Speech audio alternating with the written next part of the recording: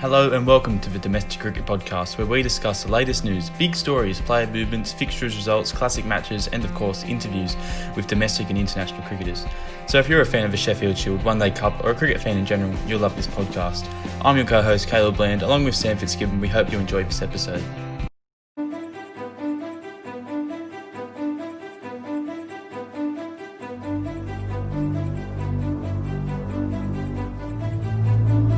Hello everyone and welcome back to the Domestic Cricket Podcast for episode 3 of the 2020-2021 cricket season.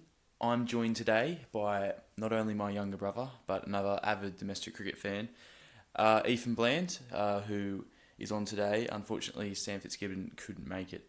But Ethan, it's great to have you on. Yeah, thanks, Kaleb. It's great to be on the Domestic Cricket Podcast. I'm looking forward to discussing all the excitement around the Sheffield Shield, which started a couple of days ago. Yeah, well, there's so much to get through in this episode. There's been some great cricket played in Adelaide, with 2 Sheffield Shield matches happening. Plenty of centuries, plenty of wickets. Well, for certain players, a lot of players missed out on wickets. It's been very batter friendly down in Adelaide, and looking forward to getting through all the content we have for our viewers today. Well, we start off with breaking news. This was released by Cricket Australia about 15 minutes ago at the time of this filming.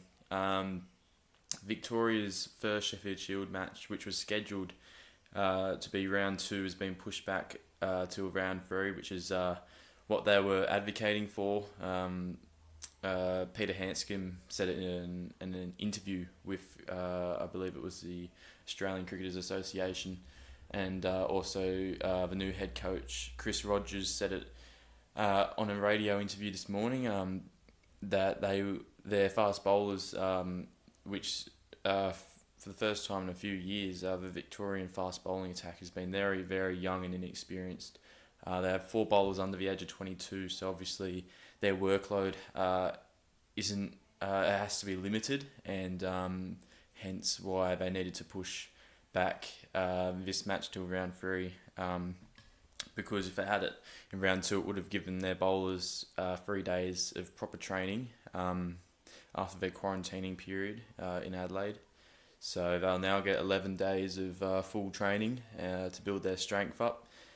They will now be taking on the Tassie Tigers at Park 25, which is also now, as we know, called Gladys Elphick Park at the start of round 3. And for the 4th round, they will be playing Queensland at Karen Rolton Oval, which means Queensland Bulls will not play in round 3. They will have a bye. And yeah, so that's some big news, a bit of a fixture reshuffle, but hopefully it doesn't affect the players and the teams who have been moved around too much, and that we get some quality cricket still. Michael Neser, the Queensland all-rounder, has finally scored his maiden first-class century after 11 half-centuries.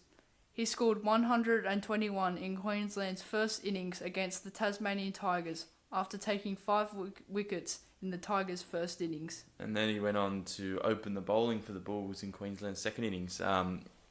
He after getting caught, I think he hit it straight in the air to the bowl. I think he was caught and bowled in the end by Bo Webster.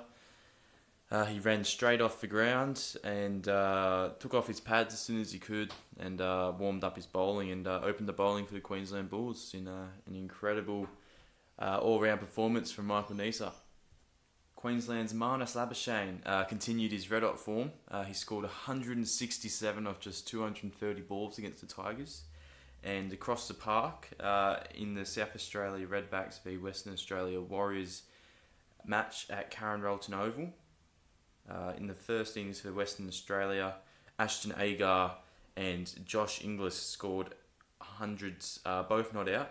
Ashton making 114 off just 184 not out, and Josh Inglis scoring at 84 with his strike rate, 153 not out of 182, which was one of the greatest partnerships I've seen for the 6th wicket. and South Australia in return, chasing 481. Really, the only batter that got going was Jake Weatherald, who scored 105 of 160 deliveries. Alrighty, so taking a look around the grounds, in the first match, Queensland Bulls versus Tasmanian Tigers. Tasmanian Tigers batted first, scoring 250.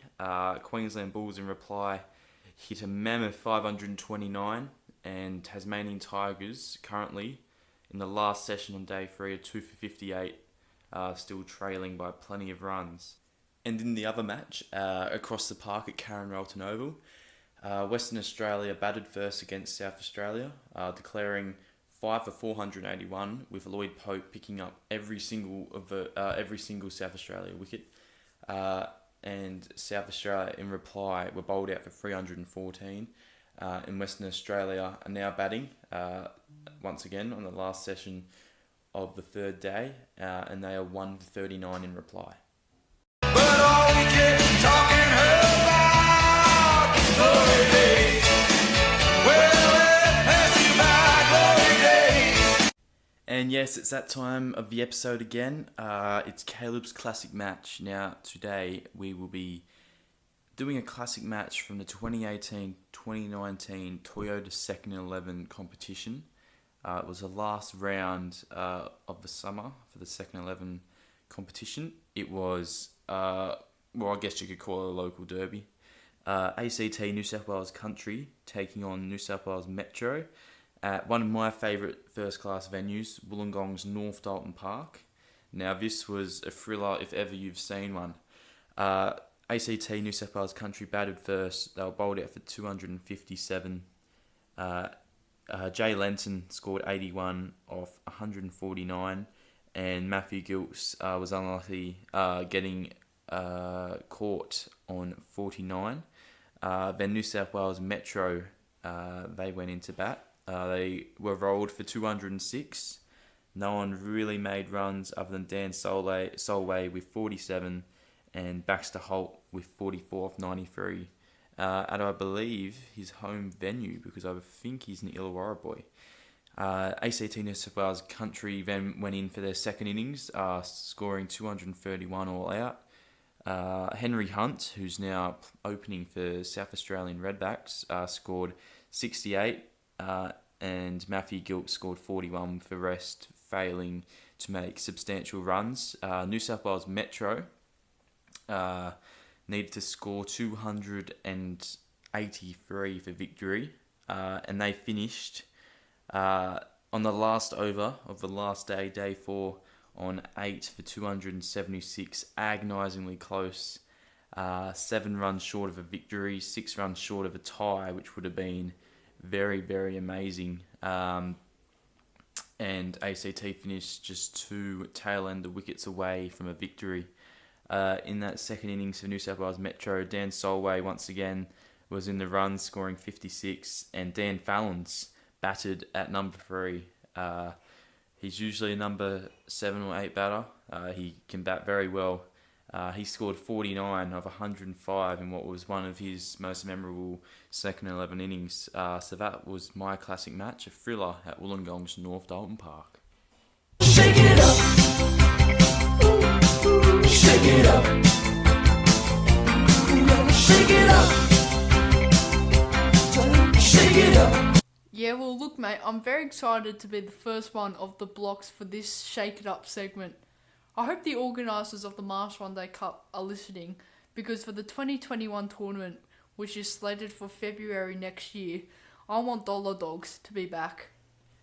Yes, I can totally agree with that statement. For all you domestic cricket attendees, the Marsh One Day Cup, JLT and Matador One Day Cups, as it was called back in the day, during the 2014, maybe even 2013, 14, 15 and 16 seasons, at all the Sydney venues, at North Sydney Oval, Hurstville, Drummoyne, I believe as well, and Blacktown. I think they had it at Blacktown as well, and Bankstown Oval.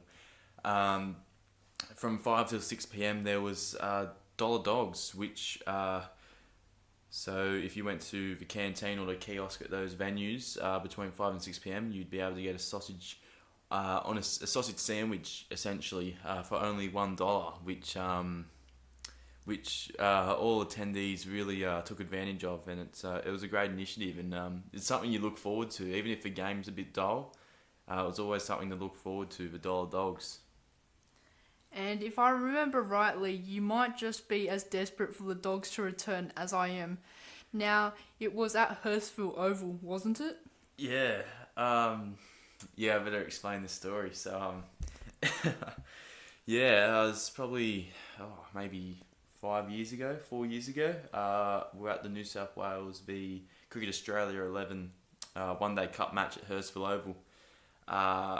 Myself, Ethan, and Sam, and it came time for dollar dogs. I think it was 1 till 2 p.m. for day games, which it was a 10:30 start that game.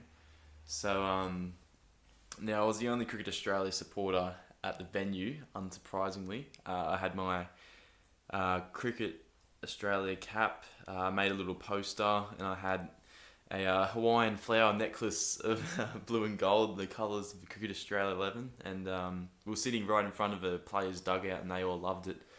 And I also had, Ethan was wearing a New South Wales Blues training top, and Sam was as well, as believe. So when it came for dollar dogs, I went up first for the first time, because it's only one per person, as it says on the posters that were put around the ground for advertising of the dollar dogs. It was only one per person, but I managed to, I think I got away with 4. So the first time I dressed up how I was, my Cricket Australia cap, a yellow shirt, my Hawaiian necklace. Next I stole Ethan's Blues shirt and went up again, got away with it. The third time, I think I took Sam's t-shirt, and he had a Blues cap on, New South Wales Blues hat.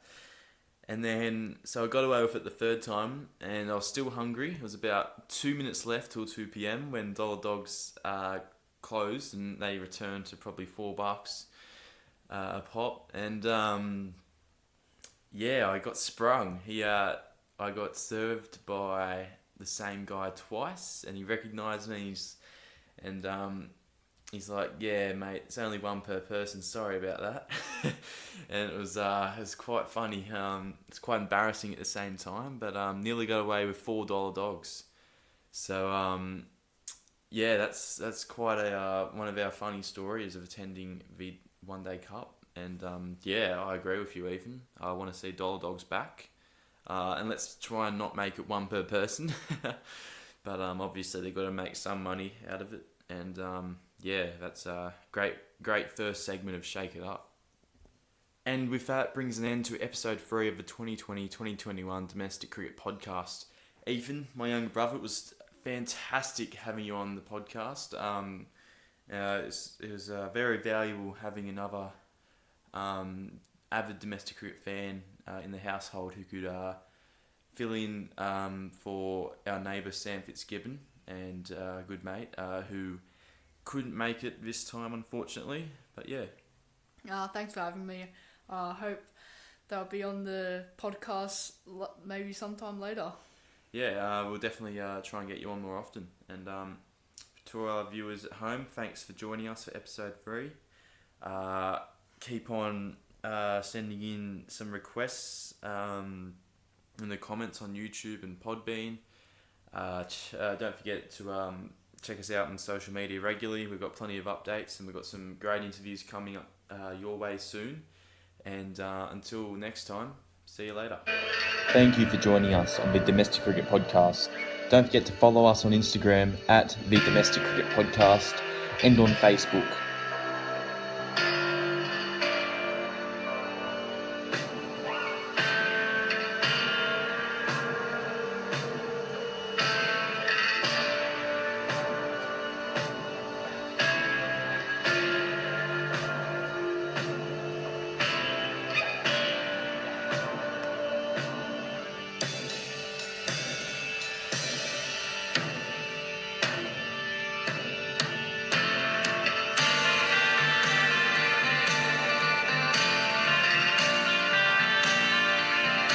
This has been another presentation by the Domestic Cricketers.